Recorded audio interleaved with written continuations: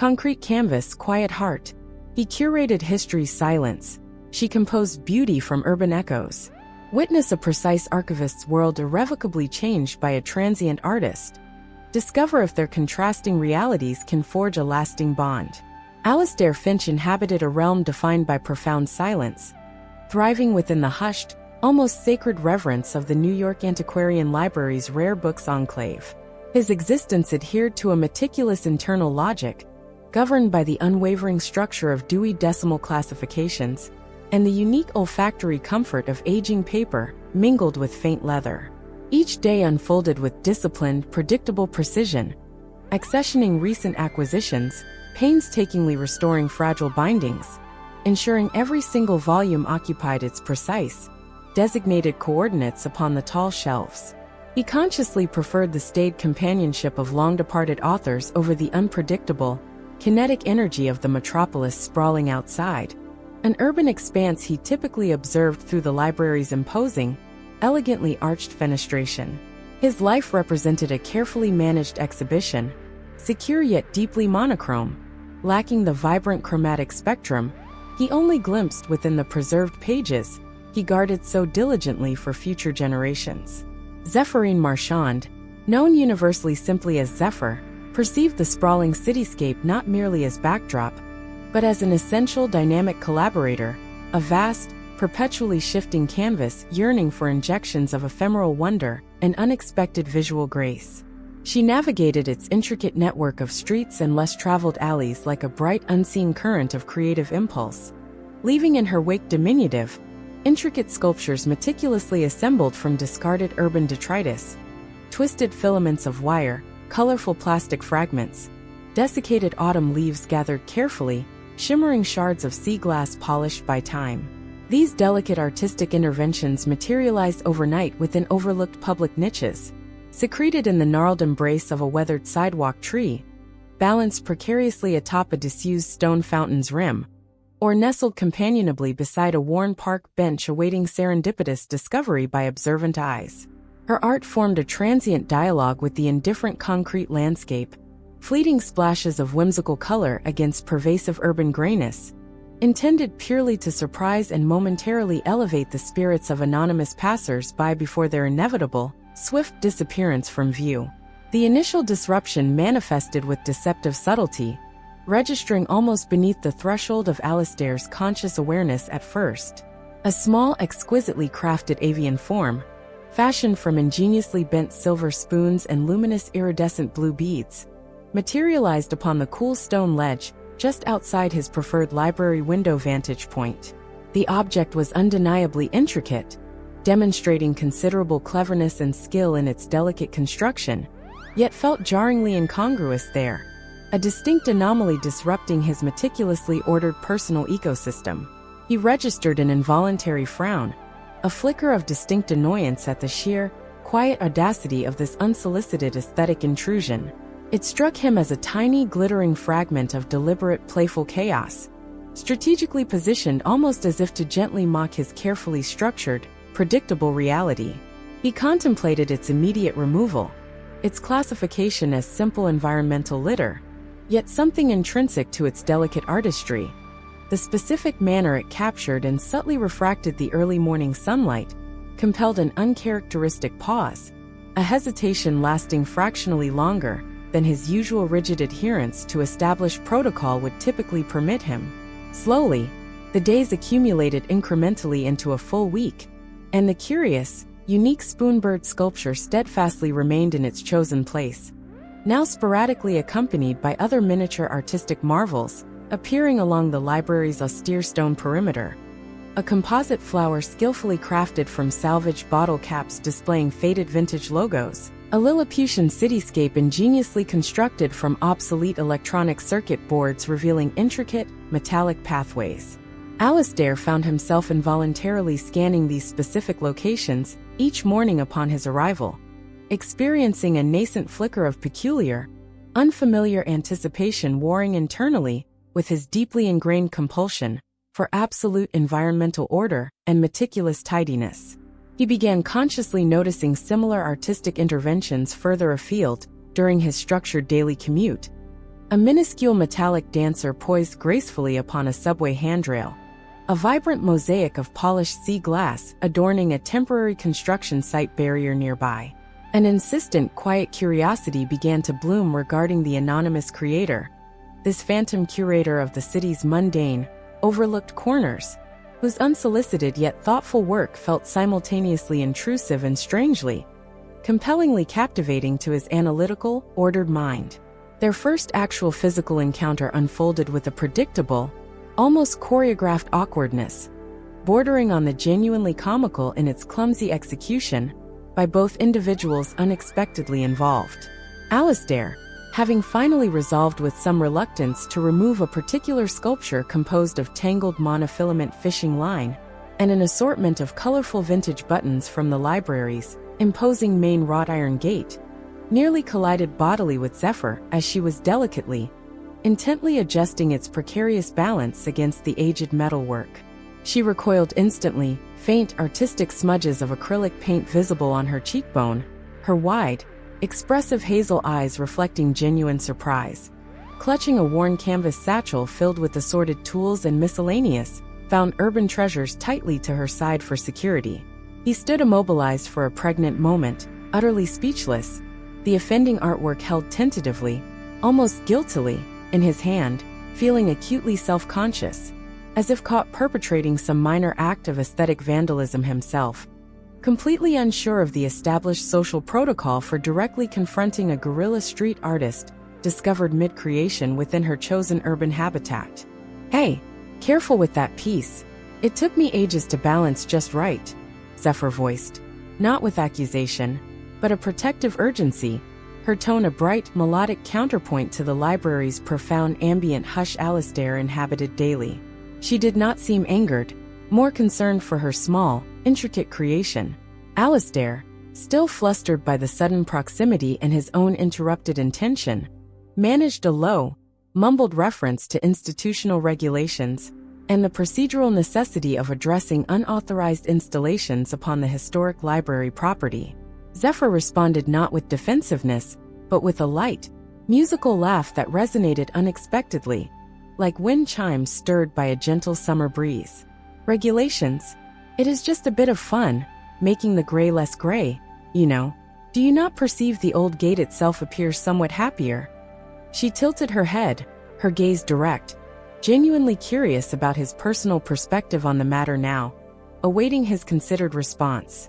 That single brief and entirely unanticipated meeting managed to introduce a fine, almost invisible hairline fracture into the carefully sealed edifice of Alastair's meticulously constructed world, allowing an unexpected sliver of external light and color to penetrate its ordered, monochrome interior.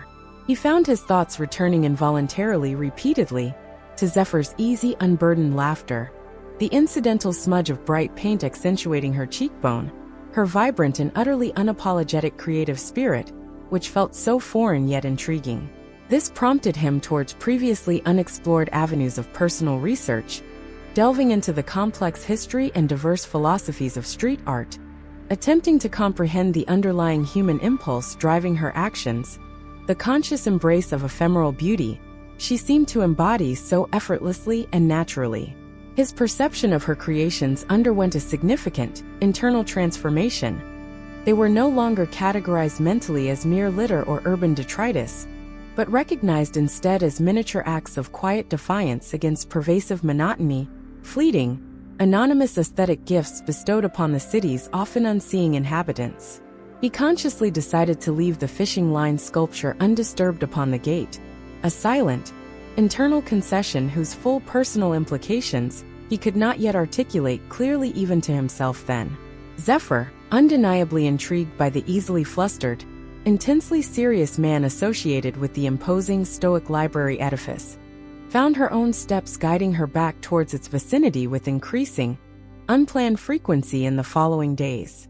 She possessed a vague, prior recollection of having noticed him before, a constant, quiet figure observing the streetscape from the elevated library windows, seemingly as permanent and unchanging a fixture as the aged stone building itself appeared to be from the outside looking in. His reaction to her art had deviated significantly from the typical spectrum of urban indifference or overt vocal annoyance. She sensed something far more complex simmering beneath his formal, reserved exterior, a hesitant, almost reluctant curiosity she found unexpectedly, strangely endearing. Consequently, she began consciously selecting locations near the library for pieces she intuitively felt might resonate more deeply with his perceived sensibilities.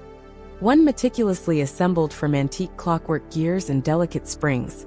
Another resembling a miniature, stylized open book crafted from carefully folded sheets of thin copper sheeting, placed near the main entrance path as a silent, hopeful offering just for him.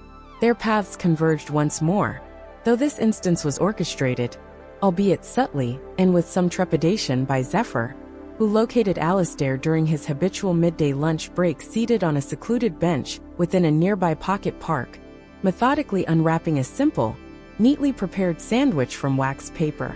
She approached and sat beside him without unnecessary preamble, extending a small, elegant bakery box containing a single, vibrantly colored raspberry macaron as a clear offering. "Peace offering?" she inquired, her grin warm and disarming. After a moment's visible internal hesitation, wrestling briefly with the unexpected breach of his established routine, he accepted the delicate sweet pastry. They proceeded to talk, truly converse for the first time, delving into his profound reverence for history's tangible artifacts and enduring legacies, and her driving, intrinsic passion for conjuring moments of fleeting beauty from the city's overlooked detritus and diverse discarded fragments. It represented a dialogue unfolding slowly between two fundamentally different languages of aesthetic appreciation and value, gradually discovering an unexpected, tentative, yet clearly resonant common ground established between their contrasting worldviews now. Gradually, with mutual caution and a burgeoning, shared interest, a genuine, albeit unconventional, human connection began to solidify between the seemingly disparate pair of individuals. Alistair, drawing upon his deep institutional knowledge and quiet passion, started unveiling the library's hidden architectural narratives and subtle historical details to Zephyr, pointing out the intricate stories etched into its weathered stone facades and richly carved interior woodwork, secrets overlooked by nearly all casual visitors. Zephyr, reciprocating this gesture, guided Alistair on curated walking tours of her constantly evolving, ephemeral outdoor gallery, revealing the secret, transient locations where her unique artistic creations briefly flourished, articulating the distinct, liberating joy inherent in creating something beautiful specifically not intended for permanence or conventional posterity. He slowly learned, through her perspective, to perceive inherent value in the transient, to appreciate the unique, poignant beauty of the imperfect. She, in turn, discovered a surprising, grounding comfort in his quiet, unwavering stability, the focused intensity with which he listened attentively, his world so vastly different yet offering an unspoken, reliable anchor amidst the fluid uncertainty of her own creative, nomadic existence. The inevitable conflict arrived not through dramatic personal confrontation or artistic dispute, but manifested instead as a cold, impersonally worded bureaucratic notice prominently posted across various strategic city locations without any prior warning or community consultation. The formal implementation of a new municipal initiative aimed pointedly at enhancing urban aesthetics citywide. This vaguely defined program explicitly included the swift, systematic removal of all unauthorized artistic installations, specifically targeting independent street art and unsanctioned graffiti, without nuance, context, or apparent distinction between the two forms. Zephyr's vibrant, meticulously crafted ephemeral creations were consequently summarily classified by decree as mere public nuisances, officially scheduled for immediate, methodical erasure from the cityscape by designated municipal cleanup crews. The impersonal weight of this official decree struck her with visceral force, feeling like a profound personal rejection of her dedicated efforts to inject small, unexpected moments of joy and wonder into the often harsh urban environment, a callous, sweeping dismissal of her unique artistic voice and contribution entirely now. Witnessing Zephyr's palpable distress, the visible, concerning dimming of her characteristic vibrant energy and infectious creative spark, ignited an unfamiliar yet potent protective instinct deep within Alastair Finch's usually placid, rule-following disposition. The man who fundamentally abhorred disorder, whose entire professional life revolved around strict adherence to established rules and meticulous institutional regulations, found himself experiencing a quiet but deeply felt, simmering indignation on her behalf.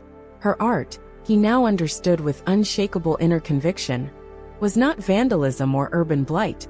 It represented a unique form of spontaneous generosity, a valuable alternative perspective he had unexpectedly grown to cherish and respect profoundly over the preceding weeks of their acquaintance.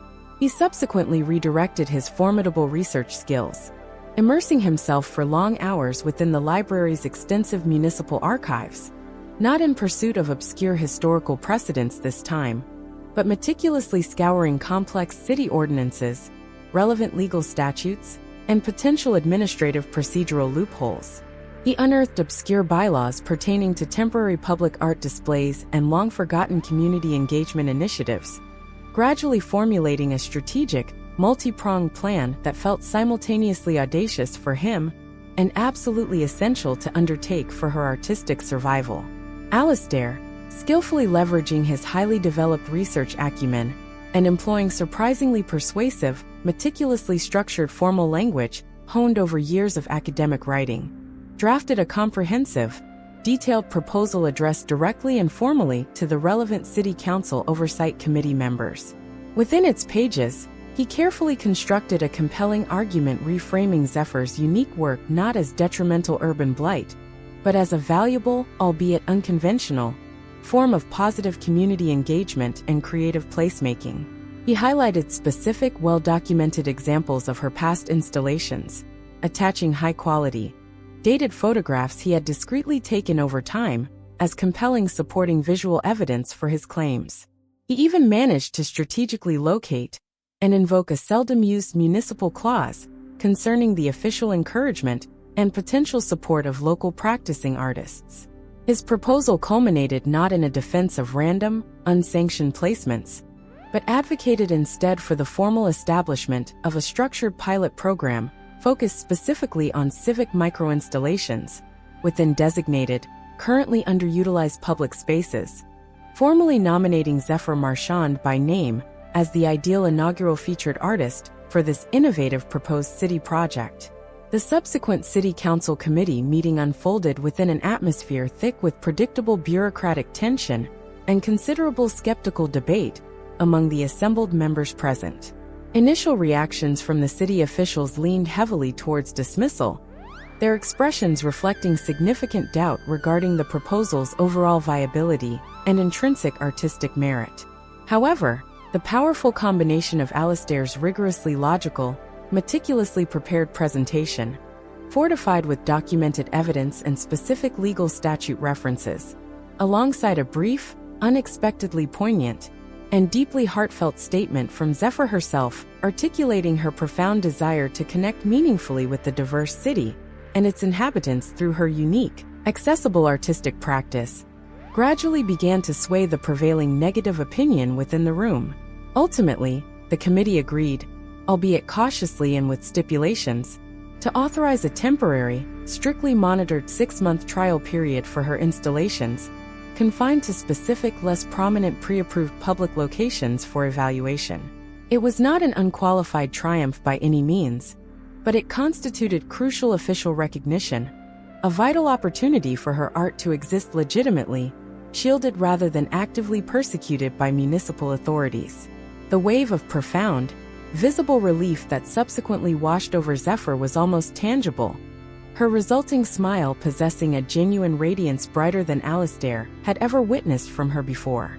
Standing together on the wide, sun-warmed stone steps outside the imposing City Hall building complex moments later, the newly issued official permit held securely, almost reverently, within Zephyr's grasp, she turned spontaneously and enveloped Alastair in an entirely impulsive, effervescently joyous embrace that momentarily stole his breath, but simultaneously elicited a broad, uncharacteristically unrestrained, genuine smile he felt reach deep into his eyes. The rigidly precise archivist, and the intuitively chaotic artist had successfully navigated the complex bureaucratic labyrinth together, effectively defending the intrinsic value of ephemeral beauty against indifference, each contributing their unique strengths and perspectives to the shared, hard-won cause.